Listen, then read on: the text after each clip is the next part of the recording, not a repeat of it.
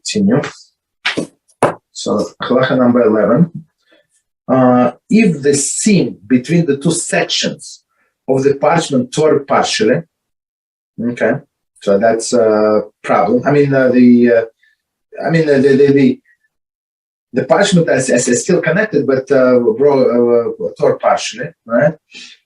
In most of the seam, if the most of the seam remains intact, they may read from Sefer Torah. So now we're not talking about the letters. Now we're talking about this disconnection between from one page to another.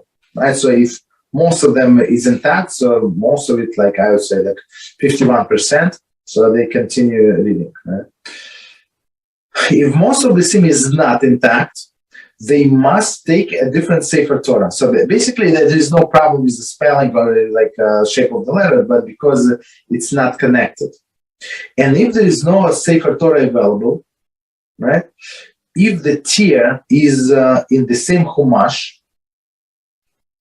as the one from which they must read, they should not read from it, unless there remain a minimum of five stitches. Okay, I'm not sure. The way I remember, like the stitches are pretty big. So 5 stitches is I'm not sure. Like maybe it's 30%. I'm not sure how many, like percentage wise. Okay. So basically one more time. So if they have another Chumash, if they have another Sefer Torah, they should take another Sefer Torah.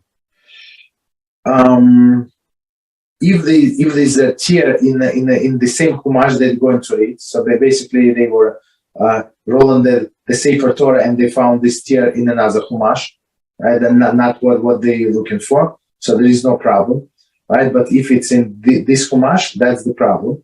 They should not read unless there remains a minimum of 5 stitches. Okay. However, if the tear in a seam is in another Chumash, they may read from the Sefer Torah. So here is Baruch Hashem, we have this leniency. So as we said before, they saw the tear in different Chumash while they're rolling. So and they actually going to read from Shmos, let's say, not from Bereshis. So no problem. Let them continue. Even if only 2 stitches remain, that's very interesting. So, but since it's a different Chumash, nothing is going to happen to the Sefer Torah, so that's good.